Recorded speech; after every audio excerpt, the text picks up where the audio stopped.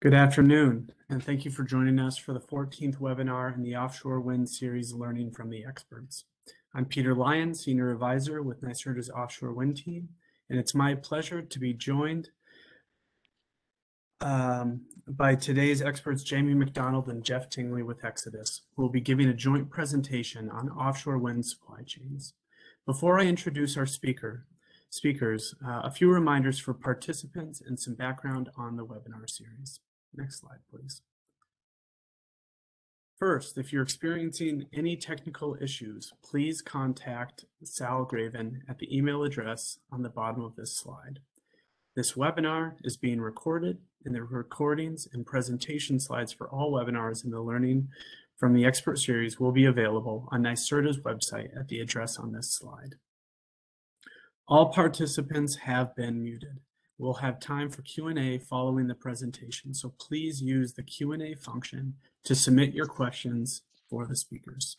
Next slide, please. New York State is working to advance the responsible and cost-effective development of at least 9,000 megawatts of offshore wind by 2035. Offshore wind is a critical component in achieving the state's goals of 70% renewable sources of electricity by 2030 and 100% zero emissions electricity by 2040. While offshore wind has been providing clean energy to other parts of the world for several decades, this industry is brand new to New Yorkers. To provide interested stakeholders and members of the public with accessible, impartial information and opportunities for engagement on specific topics of interest, NYSERDA is hosting this educational webinar series called Learning from the Experts to connect the public with independent experts in key topic areas of offshore wind. We endeavored to select Learning from the Experts series based on their expertise, not necessarily for alignment of opinions with NYSERDA or the state of New York. If you'd like to suggest a topic or speaker for a future webinar, you can email us at offshorewind@nyserda.ny.gov. Please note that the views and opinions expressed in this presentation are those of the presenters. Next slide, please. It's now my pleasure to introduce Jamie MacDonald and Jeff Tingley. Jamie is the Director of Renewable Operations at Xodus and is responsible for helping shape and grow the U.S. business in terms of technical strength, commercial performance, and brand awareness. Jamie has a strong track record of managing large projects across the offshore wind industry. With a marine and offshore construction background, including supervising contractors during operations, he is well-versed in how to deliver marine construction projects from pre-feasibility through execution and into operations. Jeff Tingley is the Head of Strategy and Market Development at Xodus. He has extensive experience in supply chain development for offshore wind and other renewable energy sources. He has completed and managed an extensive list of supply chain development analysis for various regions in the U.S., providing supply chain strengths and gap analysis and ascertaining the area's strengths by evaluating adjacent industries. He also has helped large OEM and Tier 1 companies establish operations in the U.S. in support of the country's growing offshore wind sector. Without further ado, I'd like to kick it over to today's presenters. Thanks. Thank you, Peter, and thank you very much for that very kind words and kind introduction. I want to say, first of all, thank you to NYSERDA for having us on this webinar. It's a great opportunity for us to tell the attendees about offshore wind and how the offshore wind supply chain is built and how we speak about it in the industry. So, and thank you all for attending. There are time for questions at the end, so please feel free to send your questions in through the Q&A tool, or conversely, if there is something you want to bring up with us separately, our contact details are provided at the end, and you can contact us directly to arrange a further discussion. Next slide, please. So Xodus Group is an energy consultancy. We are globally based, headquartered out of the UK, but with 3 offices in the United States, that being Boston, Massachusetts, Providence, Rhode Island, and Houston, Texas.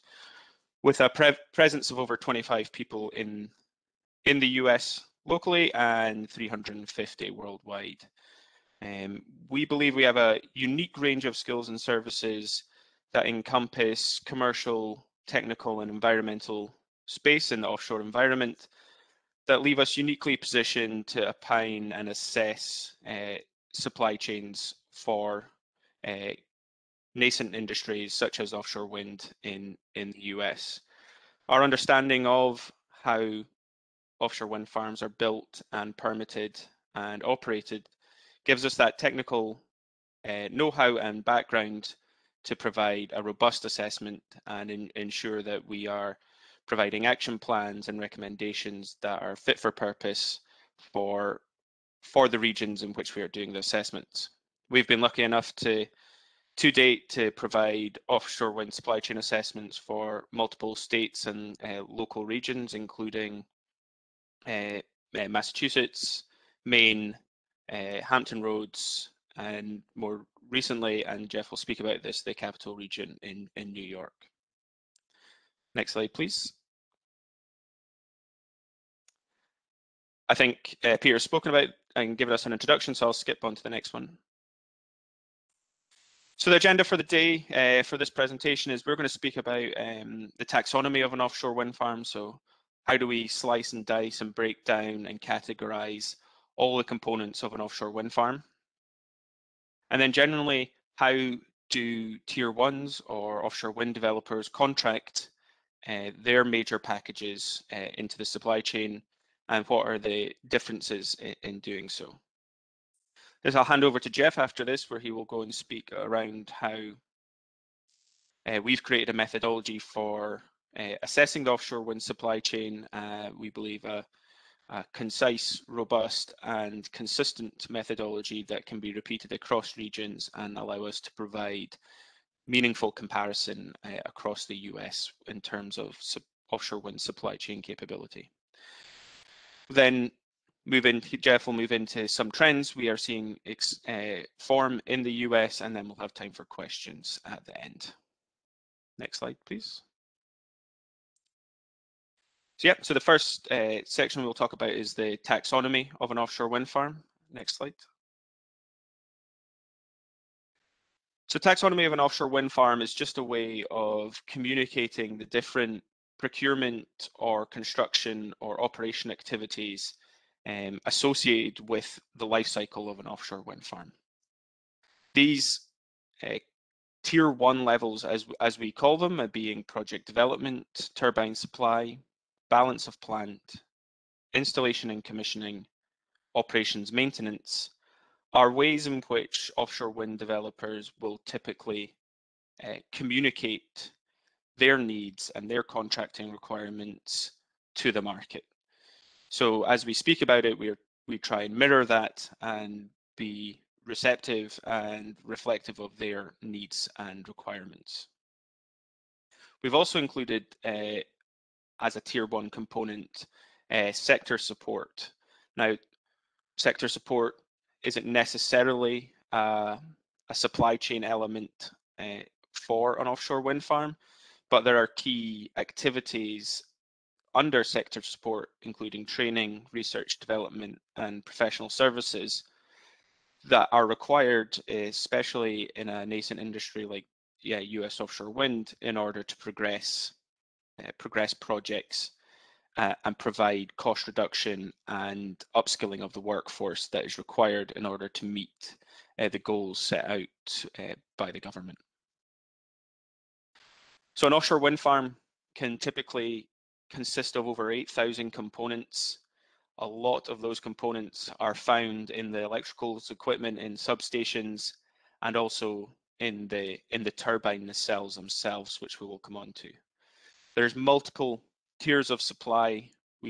I've listed the tier ones, but we'll also talk about tier twos and tier threes, and sometimes tier fours. And these are just subsets of the tier ones we spoke about just a minute ago there. So for turbine supply, we would call that tier one original equipment manufacturer, with the subset tier twos being nacelles, rotors, and blades. for example. Procurement for equipment, fabrication, and services is launched years ahead of a developer making financial investment decision. So while it appears projects are maybe 10 years away from being operational in the water, procurement starts well before that, as does project development activities. With there being over 8,000 components, it's unrealistic to think that everyone will be engaging directly with an Ørsted or an Equinor or an Avangrid. Most of the time, they will just contract directly with 2 to 8 key tier 1 package suppliers, and it will be the responsibility of those suppliers to engage with the supply chain further down to procure items such as secondary steel or civil works or survey works, for example. Next slide, please. So the first supply chain element we're going to speak about is project development. So project development occurs when an offshore wind developer is thinking about acquiring a piece of seabed to build an offshore wind farm. Like we're seeing just now in the New York Bight with the upcoming lease auction for 8 sites, developers are starting to think about their early stage project development plans. They're starting to think about permitting strategies. They're starting to think about levelized cost of energy modeling. They're starting to think about field layouts and strategies for installation. Once they've acquired that site control and look towards delivering energy to the market, they're going to be looking at permitting services. They're going to be looking at met ocean and resource assessments, including floating LiDAR and wind resource surveys. They're going to be contracting vessels to do geological and hydrological surveys, and engaging with design and engineering firms to provide foundation design, cable routing, landfall assessments, O&M strategies, etc.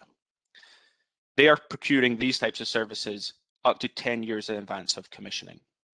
And often it is sourced competitively and, where possible, with a local bias, particularly on the permitting services and environmental aspect, where an understanding of local state regulation policy and local environmental sensitivities is very important.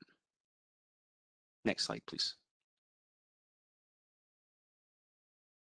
Now, by volume, in terms of CapEx spend, arguably the wind turbine generator itself is the most expensive piece of equipment you will be, or the project developer will be installing on an offshore wind farm. We've seen recently GE, Siemens, Vestas have all announced next generation turbines in the region of 15 megawatts, and potentially with the next generation beyond that, looking at 18 megawatts, 20 megawatt turbines. When you put that on a scale, you can be looking at from seabed to the tip of a blade, you could be looking at the height of the Chrysler building, just to provide a sense of scale of the infrastructure that's going to be installed in a marine environment. So these designs are highly unique and proprietary to the OEM. There is equipment in there such as pitch drives and bearings, structural fasteners, cooling systems that are all bespoke to the equipment and the setup within that wind turbine. And as such, they are not off-the-shelf components.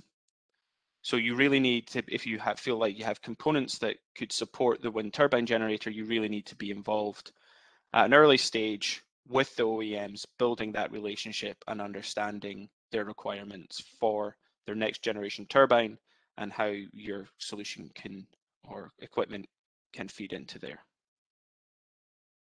they are generally purchasing and starting building these turbines for a project 2 to 3 years before project construction.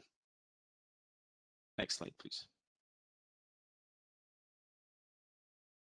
Balance of plant. So this is essentially everything aside from the wind turbine generator used to support the offtake of electricity from the turbine to the landfall and into the grid. So these can typically be your foundations of which the wind turbine sits, secondary steel to support those foundations, such as J-tubes, boat landings, ladders, cable trays, etc. It can be the cables themselves. It can be the onshore infrastructure and substation, the offshore facilities, scour protection to support the ongoing maintenance of equipment on the seabed. And again, it is designed and sourced typically 2 to 3 years before project construction. Subcontracting is normally, procurement is normally subcontracted on a competitive basis by the tier 1 OEM. And by that, I mean there are foundation suppliers such as Blatt and SIF and EEW who will subcontract equipment such as the boat landings and the cable trays and the J-tubes. For the substation, you will often see the main electrical supplier subcontract a local civils company and local construction companies to support the onshore construction. Next slide, please.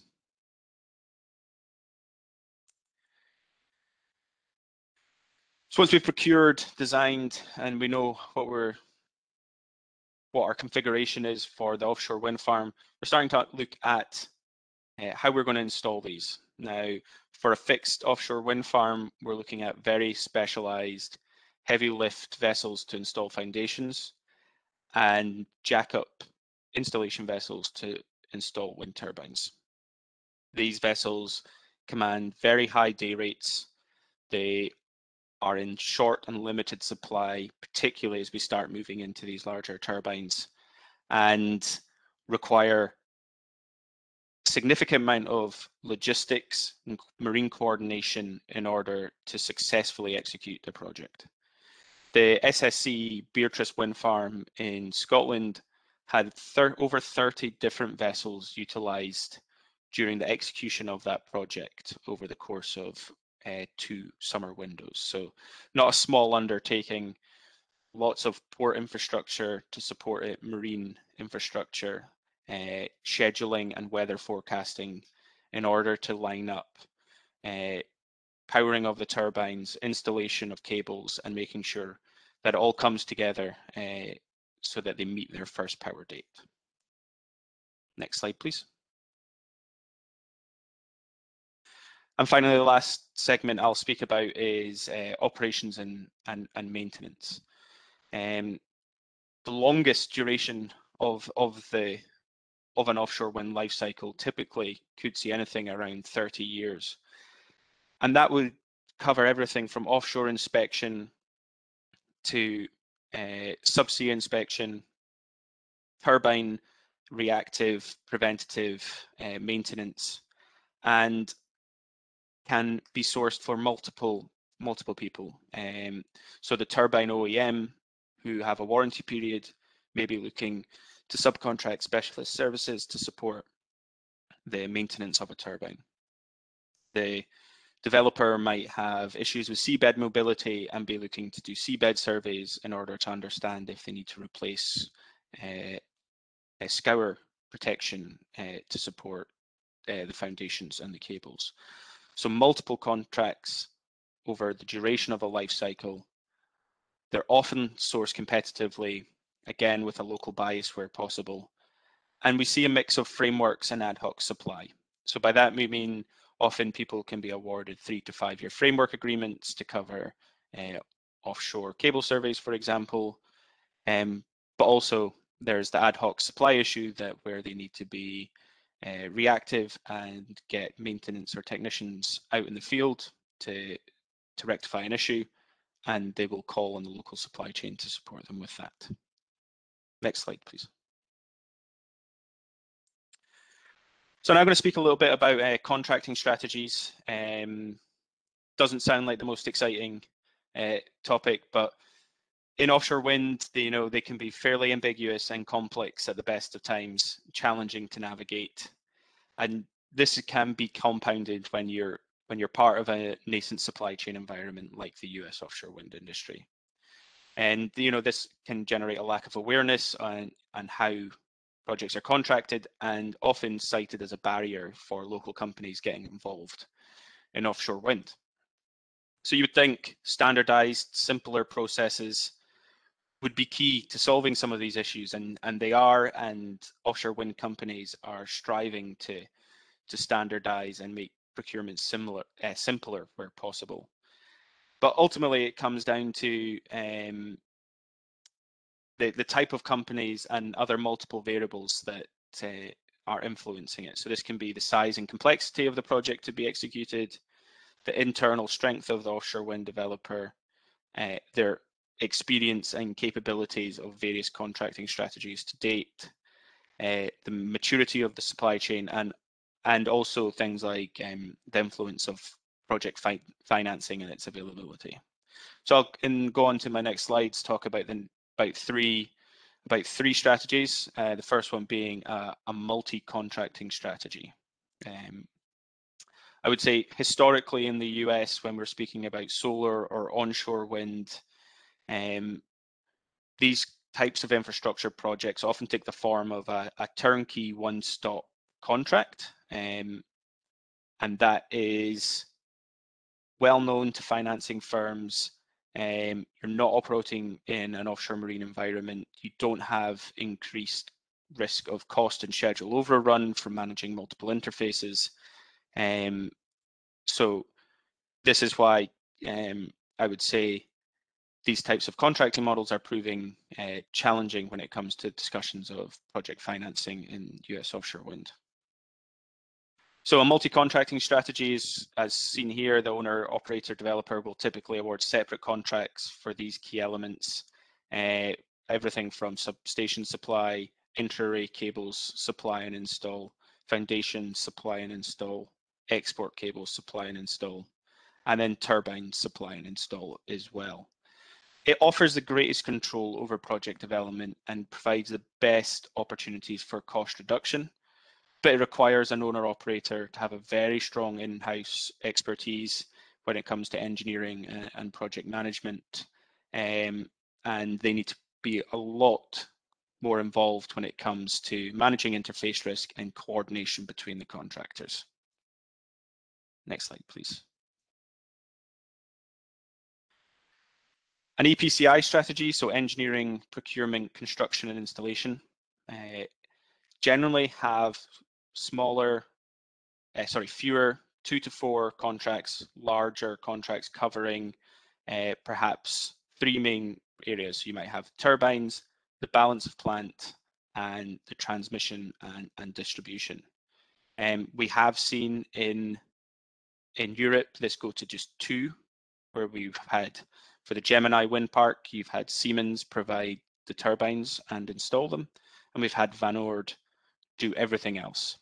So Van Oord would subcontract a substation supplier, an electrical supplier, a cable supplier, etc., and they would take on that risk. Generally, it means those contractors, your Siemens, Van Oords in that case, will price in that additional risk and contingency for taking on that interface and project risk. For developers with less experience in offshore wind, this is perhaps quite an attractive solution, as it takes away that unknown part of having to provide that interface and guidance between all contractors. Next slide. But I guess what we see most of all in the industry is this hybrid strategy, where you're seeing multi-contracting and EPCI being looped together. So in some cases, you might see export cables supply and install grouped together. You might see inter-array cables and foundations supply and install grouped together. Turbine supply and install kind of grouped together. And I guess the reason for that is people want the best of both worlds. They want to reduce interface cost and schedule risk, but with that comes reduced project oversight. Developers in a new sector and a new industry don't want to lose that that oversight, but also don't have the capabilities or the depth of capabilities to execute this without going down the EPCI route. And I think a good example of this is Vineyard Wind, for example. I believe it was something in the region of 6 to 8 projects packages that they went out with. They went out with the turbines.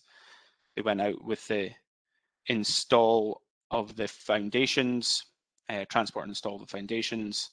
The design was outsourced somewhere else. The supply was outsourced somewhere else for those foundations. So multitude of different options when it comes to contracting strategies. So hopefully that's given you an overview of the supply chain elements and the different contracting models. I'm going to hand over to my colleague, Jeff Tingley now. Jeff.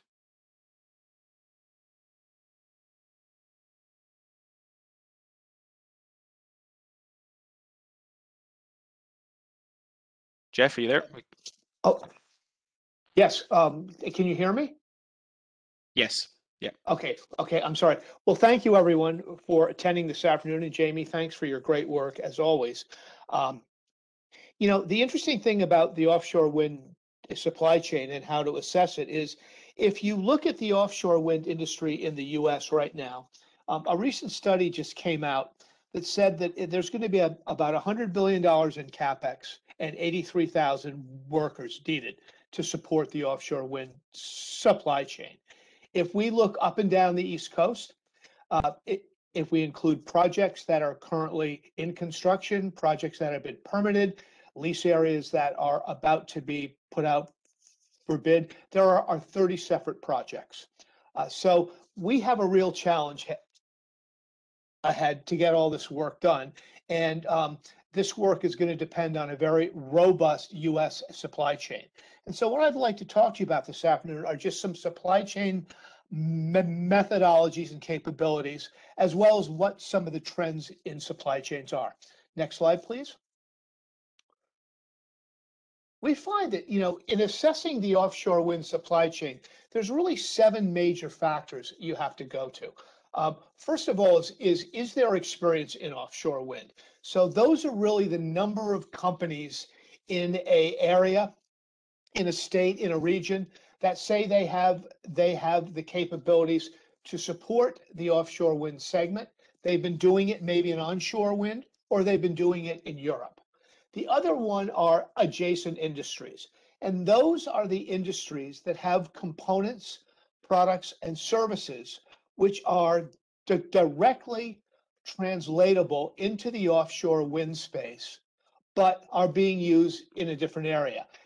A simple example is someone who is welding and developing secondary steel to put on cell towers could be doing that same kind of work for an offshore wind tower. And the third is market volume. Is the volume of products required to support the offshore wind farms and multiple projects going to be a major piece of that company's business? Also, the advantage for a local supply chain. You know, it is the hope of all the large developers, all the large tier 1s and OEMs to source as much locally as possible. Just sort of a point of context here is that in the year 2025 or 2027, in that sort of 2-year time frame, there are going to be as many as 300 turbines per year commissioned. That really requires a lot of things to be done locally. So there's a real advantage in using a local workforce, local products, and local industry to drive the industry forward. There's also the opportunity within the supply chain is for them to export products through that OEM or tier one in other operations they may have throughout the world. The US is not the only growing offshore wind market. It still continues to move ahead very quickly in Europe, also in Asia and Latin America. So if you look at the diagram, the spider chart on the right, we really look at those taxonomy categories that Jamie talked about in those terms. And what this does is it really tends to identify where there are gaps in the supply chain, where the supply chain is efficient, where the adjacency lives, and also as a result of that, what is the investment and what is needed in order to grow the supply chain. So this is a methodology which we've applied in many instances and really gives a very real world, real-time view of supply chain strengths, supply chain gaps, and supply chain potential. Next slide, please. We've started this process for the CEG in Albany, really focused around the Port of Albany and the Port of Coymans. It's interesting to look at those two areas being up the Hudson. One already has a very large supplier in Marmon that is building foundations, et cetera. And so we are looking at what is in that area and what is needed. Whoops. Next slide. Yeah, oh, thank you very much. So we are looking at and evaluating what the existing supply chain is, and also what are the adjacent supply chain opportunities. We do this through interviewing developers, tier ones, and the stakeholders within a region to get a real sense of what they're looking for in a supply chain and really what they have. And then trying to marry those with a set of recommendations on how the capital region can capitalize on what it has, how it can take its assets to use those as a way to grow economic development and grow the supply chain in the region, as well as to look at the best forms of investment for workforce development, capital equipment, and how to really build robust support for the offshore wind industry. And that study is expected to be completed in early 2022. We've just kicked it off now. So that really is a model for how the state can look at its supply chain and how it can grow its supply chain to support its burgeoning industry. Next slide, please.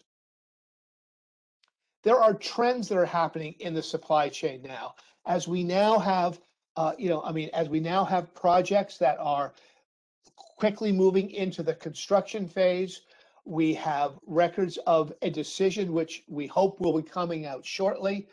We have a number of permanent areas coming up. We have COPs that are in BOEM. We believe that there is a confidence now in the U.S. wind industry, and that confidence is trending towards investment. That confidence is trending towards developers, OEMs and tier ones looking at multiple projects, not just a single state project, and that is creating great opportunities for the supply chain. So next slide, please. Obviously, it doesn't take a rocket science to figure out that the bigger the piece, like the nacelle, the turbine, the foundation, et cetera, the closer it has to be to the water. So the clustering is really taking place around ports.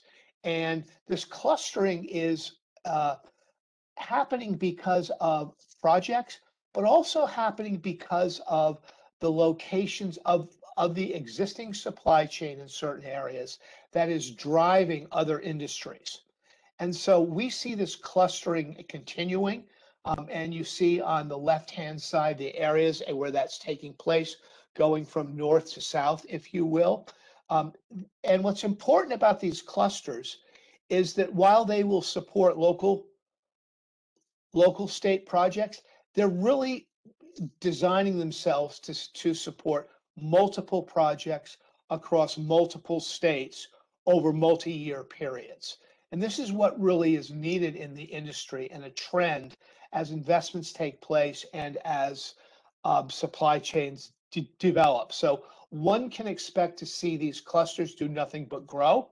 And we expect this to be a trend in the next 10 years ahead. Next slide, please.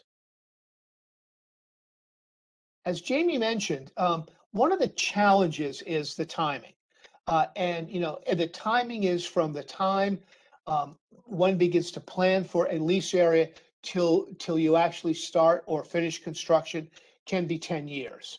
And the supply chain to support offshore wind, the components that are needed, the components that the OEMs and tier ones or even tier twos to tier threes to tier twos require have various phases of acceptance and a compliance into the tier one or OEM supply chain. There are different levels of health and safety. There are different levels of manufacturing. There's different levels of certification. And so it's really important as we grow the supply chain and as we look at some of these longer lead time items, there is a need for OEMs and developers to work closely with potential supply chain partners to ensure there's an understanding of what their requirements are as they move towards product acceptance, and also the time frame. If a supply chain company has a quote unquote critical component, that compliance period can be as long as 2 years.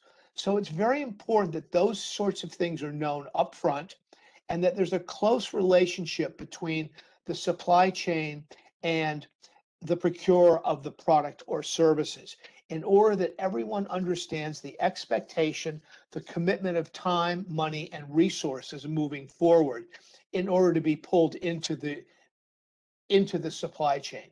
This is especially true in the adjacent industries, and making sure that they can meet the requirements, as I said, the technical requirements, health and safety requirements, also the volume and requirements, and be able to do that in a time frame that's compatible with project development. That's why it's really important for the supply chain to get involved early and for conversations to begin early. That's also why, as Jamie mentioned in his part of the presentation, we classify the supply chain within that wind taxonomy. So when excuse me, so an OEM in tier one is talking about an electrician, they're not talking about the person that puts a new circuit in your house. They're talking with someone that's able to handle high voltage, as an example. So it's really the conversations that are taking place between supply chain and supplier at a level that both understand the expectations. And I can tell you that the OEMs in the tier ones are very, very open and to ensure that the information they supply and they can help walk companies through that process. So it's a critical communications effort, and that effort is to the advantage of both the supply chain, the developers, the OEMs, and the tier ones.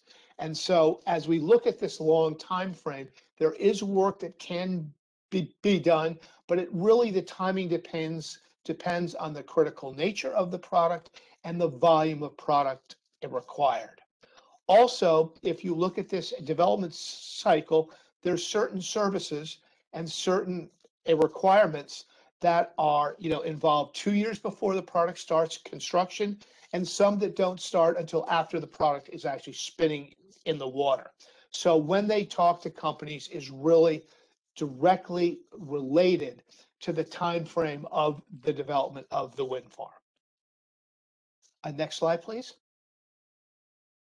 So the US trends are the early projects, which we're sort of in right now, most of that work is going to come from overseas, and it's going to be shipped over here.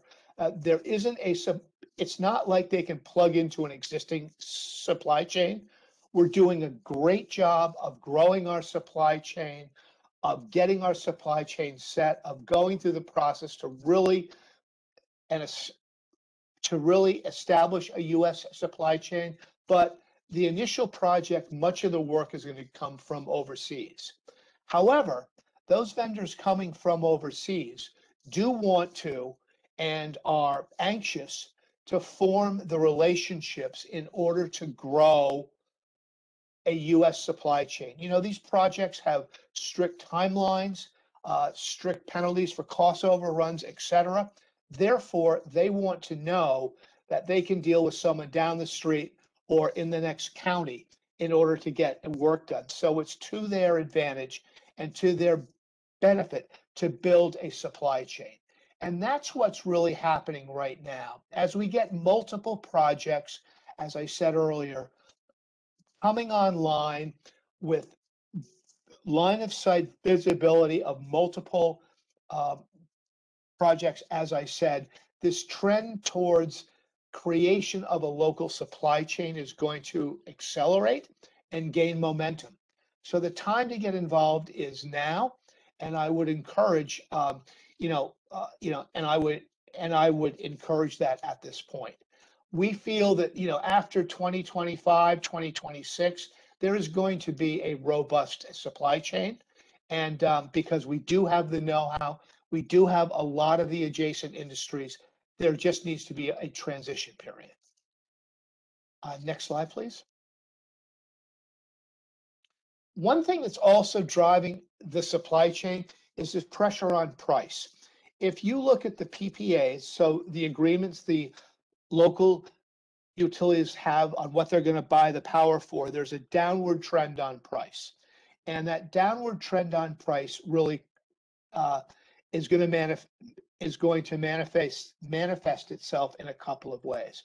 First of all, there has to be, as Jamie talked about in his contracting thing, there has to be efficiencies over time. There has to be efficiencies across the industry, and there have to be efficiencies across projects. That is done by a local supply chain. One can be more assured of time schedules, therefore lower risk. One can be more assured of easy relationships between OEMs and tier ones if that company is local. So the price pressure on offshore wind farms, and as we get more of them out there, the price will naturally come down. Part of that is going to be a local supply chain, and having that support around the clustering, which I talked about earlier. We don't see this changing. It's not going to drop, obviously, as fast as it has in the past couple of years, but price pressure becomes very, very strong. Next slide, please. So other U.S. trends, things that are really important, I think. You as the supply chain, I know many of you want to talk with developers and OEMs. I can tell you that developers and OEMs want to talk with you. So the great communications and matchmaking things that NYSERDA does are really important to take advantage, to build those one-on-one relationships with your potential customers and your potential partners. They're looking for this. They want this to happen. And so you have a willing audience. There is also a great opportunity for a diversity, equity, and inclusion. The supply chain includes hundreds of components, hundreds of services, and that allows the development into underserved communities and other areas where great economic development and great gains can be done by partnerships between the supply chain, developers, OEMs, and tier ones, etc. It also is a great opportunity for labor, to get labor involved in training, to get labor to supply the workforce, and there's labor agreements between the major suppliers and the unions in order that we can meet the workforce needs, not only the product needs, as this industry grows. There's also, as we could see by the current president's administration in his Build Back Better program and the EDA grants, there's a strong focus on grid upgrades. And work has to be done in order to support those upgrades. That's going to be access roads, bridges, etc. So the opportunity and some of these upgrades around ports, etc., are going to be directly related to offshore wind. There's one final point here about upgrades. The grid needs upgrading. So there's a lot of work that has to happen on shore as well. So when one looks at the offshore wind supply chain, one should not look at just what is out at sea, but also all the work that has to take place once that power hits the shore. That is an extensive opportunity for supply chain companies as well. And I know that the major power companies and power distribution organizations are actively developing their supply chain because they know that much work has to be done. Next slide, please. So I hope that was very fast view of sort of how we look at the supply chain and some trends in the supply chain. And I wanted to leave at least 10 minutes for questions, so I've done that. And Jamie and I would be glad to answer any questions you have, or if there's any in the chat that we could respond to.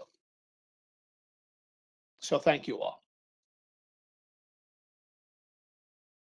Thank you both, Jeff and Jamie, for that great overview of the offshore wind supply chain, contracting terms, and trends that we're seeing in the U.S. market as it is unfolding. We've had a couple of questions come in, and I'll go through them. So the first question is, can you give us a sense for the cadence of spending on these projects? What percentage is spent before build out starts, and what percentage is spent after? Sure, I can take a run at this. So typically, when we speak about offshore wind, we talk about it in terms of the levelized cost of energy. So that cost is comprised of capital expenditure, including development expenditure, operational expenditure or OpEx, and decommissioning expenditure. And the way we kind of break that down is a way to benchmark projects comparatively against each other, regardless of capacity, turbine size, etc. So we have a good way to compare the cost of projects.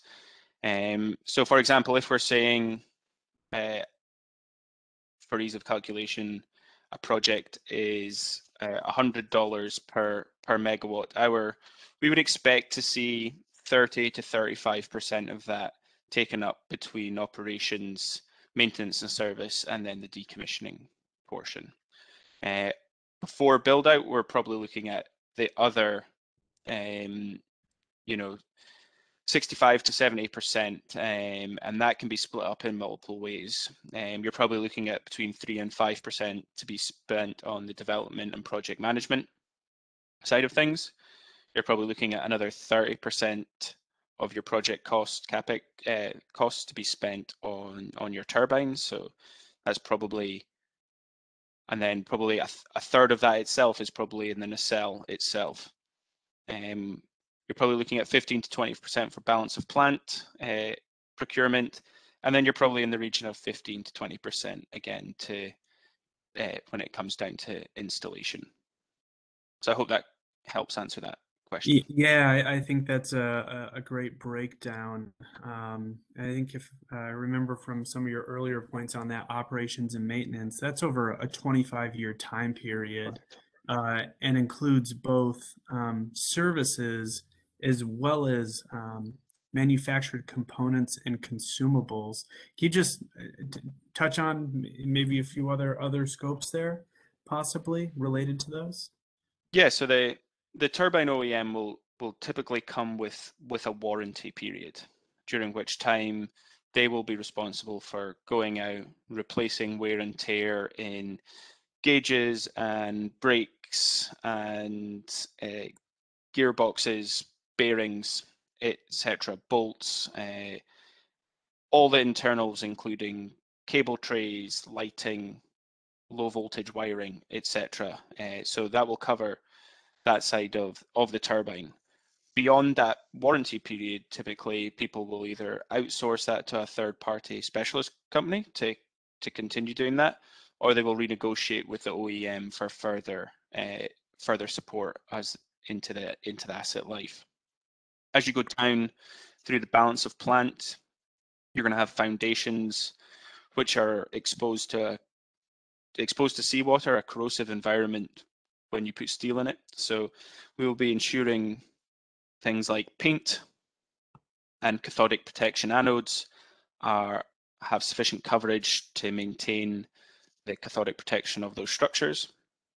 We will be looking at surveying the cables to ensure they maintain a depth of burial that is in compliance with the regulations, and monitoring seabed mobility to ensure the foundations have not become exposed in a way that they're no longer able to provide sufficient load protection from the turbine and in the environment. So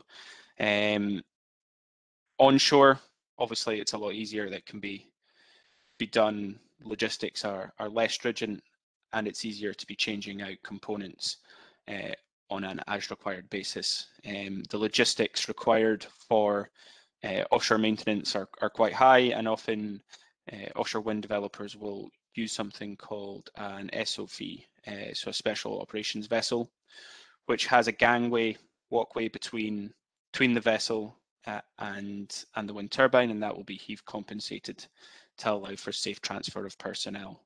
And they will plan whole summer seasons around the utilization of this vessel to ensure that their wind farm is appropriately maintained. Great, thanks for that. Another question that just came in.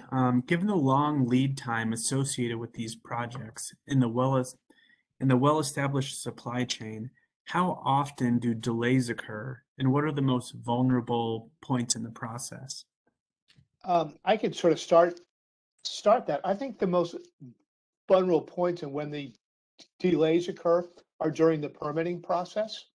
It's during the time when the environmental surveys are done, submitted for comment. It's the COPs going into BOEM and the comments that come out of those. So it's really, I don't know, Jamie, what you think. I think much of the delays are really in the pre-construction period. Yeah, and that's fundamentally down to, we've only got 7 turbines in the water at the moment, so Right. there's no precedent yet for almost like a train or a serial permitting of these projects. So until we get into a bit of a routine with that, what that permitting process throws at these projects in terms of if they need to do more stakeholder engagement or avoid perhaps new environmentally sensitive areas is going to be a concern. I think we've seen in the UK projects that have perhaps been delayed have been down to cumulative environmental impacts in the UK, especially when you're looking at birds and bats, and other environmental delays that have been caused there have also been down to seascape, landscape, and visual elements of projects. We've also seen poorly acquired geotechnical and geophysical data that has resulted in significant resurveying work being required to ensure that they have robust foundation designs to support the turbines. So a variety of things can cause a delay in these projects. I wouldn't say there was one just now that was a standout contributor. Great. Thanks for that overview. So kind of on a related note to the early stages of project development, we have a question that's come in that talks about, at the simplest level, what are those earliest procurement tasks of the offshore wind farm? So maybe you can just give some of the examples associated with permitting or some of the environmental work that's done, so we can get to maybe one more question after this before we've got to close. Sure. Yeah. So I guess in the development in the earliest stages of an offshore wind farm, developers are going to be engaging with environmental survey companies to understand biological, physical, and social impacts of the offshore wind farm. They will be understanding impacts to marine mammals, benthic habitats, the coexistence between the wind farm and other sea users and commercial fisheries. They will be looking at doing early stage feasibility and engineering in order to define what we call the design envelope. So once they have defined that design envelope, they can start doing their environmental assessments and understanding if their project as they propose it, based on the environmental surveys and assessments they have done, will pass muster with BOEM. So that's really the earliest stages where people are looking at. I would say, when we were studying Massachusetts supply chain, we spoke to foundation suppliers who say they engage with the contracting process 3 to 5 years in advance, and they need to understand what their secondary supply chain looks like there as well. So, when a project's announced, it's worth thinking about who your supplier is and how early you need to be engaging with them. Because like Jeff says, it could be 2 or 3 years in advance, it could be 2-3 months in advance. And so depending on the supply chain segment you're operating in, that's really important to figure out where you sit. Sounds like we're talking about a marathon in some cases versus a sprint. Yeah. Really, really quickly, Jeff, earlier you had touched on some adjacent industries that you guys evaluate when doing your supply chain analysis. Could you just mention, 2 or 3 of those adjacent industries so folks in New York can, get an understanding of where they might potentially fit? Sure, Peter. I'd be glad to. I mean, I did mention one. It's someone who has secondary steel. They may be building and developing ladders that go on buildings, on fire escapes. They may be developing ladders and welding them on cell towers.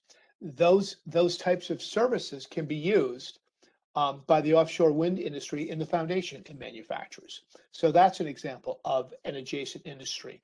It's a person that is already working on high voltage cabling in buildings, etc. Could be used by the ports in the transmission sense. So it's industries like that that are using and utilizing components that will be utilized by offshore wind. It's people that are making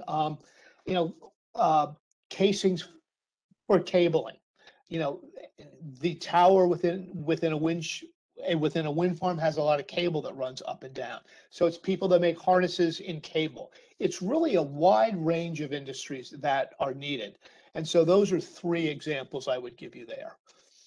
Well, we definitely appreciate that insight on adjacent industries and the overall presentation today on really growing and understanding the supply chain and where there are potential opportunities to fit in as this industry continues to grow. So I want to say thank you to both of you for joining us and having this very insightful discussion. To all of the listeners, thank you for joining in as well. We usually announce the next Learning from the Expert webinar series date, but I'm excited to say that, and if it hasn't come across your email inbox already, I apologize, but we have a NYSERDA Offshore Wind and Supplier and Workforce Forum on November 3rd and November 5th.